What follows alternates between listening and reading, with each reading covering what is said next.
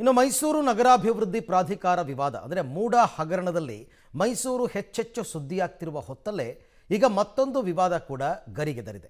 ಆ ವಿವಾದದ ಕೇಂದ್ರ ಬಿಂದು ಮೈಸೂರಿನ ಪ್ರಸಿದ್ಧ ಚಾಮುಂಡಿ ಬೆಟ್ಟ. ಹಾಗಾದರೆ ಏನಿದು ವಿವಾದ ಅಂತ ನೋಡೋಣ ಬನ್ನಿ. ಮೈಸೂರಲ್ಲಿ ಶುರುವಾಯಿತು ಹೊಸ ವಿವಾದ. ಸರ್ಕಾರ ಮತ್ತು ರಾಜ್ಯ ಮನೆತನದ ನಡುವೆ ಜಟಾಪಟಿ. ಮೈಸೂರಿನ ಚಾಮುಂಡಿ ಬೆಟ್ಟದ ಅಭಿವೃದ್ಧಿಗಾಗಿ ರಾಜ್ಯ ಸರ್ಕಾರ ಚಾಮುಂಡಿ ಬೆಟ್ಟ ಅಭಿವೃದ್ಧಿ ಪ್ರಾಧಿಕಾರ ರಚನೆ ಮಾಡಿತ್ತು. ಆದರೆ ಈ ವಿಚಾರದಲ್ಲಿ ಮೈಸೂರಿನ ರಾಜ ಮನೆತನ ನ್ಯಾಯಾಲಯದ ಮೆಟ್ಲು ಏರಿ ಪ್ರಾಧಿಕಾರದ ರಚನೆಗೆ ತಡೆಯಾಜ್ಞೆಯನ್ನು ತಂದಿದ್ದಾರೆ. ಈ ಮೂಲಕ ಸರ್ಕಾರ ಮತ್ತು ಮೈಸೂರು ರಾಜ ಮನೆತನದ ನಡುವೆ ಜಟಾಪಟಿ ಶುರುವಾಗಿದೆ. ಈ ಹಿಂದೆಯೂ ಅರಮನೆ ಆಸ್ತಿ ವಿಚಾರದಲ್ಲಿ ಇದೇ ರೀತಿಯ ಜಟಾಪಟಿ ಸರ್ಕಾರ ಹಾಗೂ ರಾಜ ಮನೆತನದ ನಡುವೆ ನಡೆದಿತ್ತು. ಆಗ ಸಿದ್ದರಾಮಯ್ಯ ಉಪಮುಖ್ಯಮಂತ್ರಿಯಾಗಿದ್ದರು. ಈಗ ಮತ್ತೆ ಎರಡನೇ ಸುತ್ತಿನ ಜಟಾಪಟಿ ಆರಂಭ ಆಗಿದೆ. ಈ ಬಗ್ಗೆ ಮೈಸೂರಿನಲ್ಲಿ ಸುದ್ದಿಗೋಷ್ಠಿ ನಡೆಸಿ ವಿವರ ಕೊಟ್ಟ ಪ್ರಮೋದಾದೇವಿ ಒಡೆಯರ್, ಚಾಮುಂಡೇಶ್ವರಿ ದೇವಸ್ಥಾನ ನಮ್ಮ ಆಸ್ತಿ, ಅದು ಸಂಸ್ಥಾನದ ಖಾಸಗಿ ಆಸ್ತಿಗಳ ಪಟ್ಟಿಯಲ್ಲಿದೆ. ಚಾಮುಂಡೇಶ್ವರಿ ಕ್ಷೇತ್ರ ಅಭಿವೃದ್ಧಿ ಪ್ರಾಧಿಕಾರಕ್ಕೆ ನಮ್ಮ ವಿರೋಧ ಇದೆ. ಸಂಸ್ಥಾನದ ಖಾಸಗಿ ಆಸ್ತಿಗಳ ಪಟ್ಟಿಯಲ್ಲಿ ಬೆಟ್ಟದ ಅರಮನೆ, ನಂದಿ, ಚಾಮುಂಡೇಶ್ವರಿ ಹಾಗೂ ಮಹಾಬಲೇಶ್ವರ ದೇವಸ್ಥಾನ, ದೇವಿಕೆರೆ ಸುತ್ತಮುತ್ತಲ ಪ್ರದೇಶ ಸೇರಿದೆ. ಪ್ರಕರಣ ಕೋರ್ಟ್ನಲ್ಲಿ ಇರಬೇಕಾದ್ರೆ ಪ್ರಾಧಿಕಾರ ರಚನೆ ಮಾಡುವುದು ಸರಿಯಲ್ಲ. ಹೀಗಾಗಿ ಕೋರ್ಟ್ನಲ್ಲಿ ಪ್ರಶ್ನೆ ಮಾಡಲಾಗಿದೆ ಅಂತ ಹೇಳಿದ್ದಾರೆ.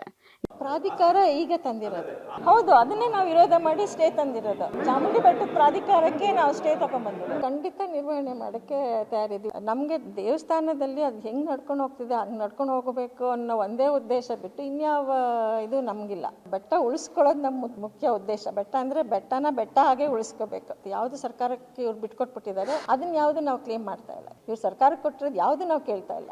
ಇದಕ್ಕೆ ಸಿಎಂ ಮತ್ತು ಸಚಿವ ರಾಮಲಿಂಗಾರೆಡ್ಡಿ ಪ್ರತಿಕ್ರಿಯೆ ಕೊಟ್ಟಿದ್ದು, ಯಾವ ದೇವಾಲಯಕ್ಕೆ ಹೆಚ್ಚಿನ ಸಂಖ್ಯೆಯಲ್ಲಿ ಜನ ಬರ್ತಾರೋ ಅಂತಹ ದೇವಾಲಯಗಳಲ್ಲಿ ಪ್ರಾಧಿಕಾರ ಮಾಡಿದ್ದೇವೆ. ಪ್ರತಿ ವರ್ಷ ಚಾಮುಂಡಿ ದೇವಾಲಯಕ್ಕೆ ಕನಿಷ್ಠ 50 ಲಕ್ಷ ಜನ ಬರ್ತಾರೆ.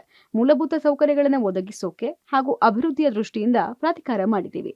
ಕೋರ್ಟ್ನಲ್ಲಿ ಕೇಸ್ ಇದೆ, ಏನ್ ತೀರ್ಮಾನ ಆಗುತ್ತೋ ಅದ್ರ ಪ್ರಕಾರ ನಾವು ನಡ್ಕೊಳ್ತೀವಿ ಎಂದಿದ್ದಾರೆ. ಇನ್ನು ಸಿಎಂ ಸಿದ್ದರಾಮಯ್ಯ ಪ್ರತಿಕ್ರಿಯೆ ಕೊಟ್ಟು, ನಾವು ಕಾನೂನು ಮಾಡಿದ್ದೀವಿ. ಪ್ರಮೋದಾದೇವಿಯವರು ಕೋರ್ಟ್ಗೆ ಹೋಗಿ ಸ್ಟೇ ತಂದಿದ್ದಾರೆ. ಕಾನೂನು ತಜ್ಞರ ಜೊತೆಗೆ ಚರ್ಚೆ ಮಾಡಿ ಏನ್ ಮಾಡಬೇಕು ಅಂತ ಮುಂದಿನ ತೀರ್ಮಾನ ಮಾಡ್ತೀವಿ ಎಂದಿದ್ದಾರೆ. ಕಾನೂನು ಮಾಡಿದ್ದೀವಿ.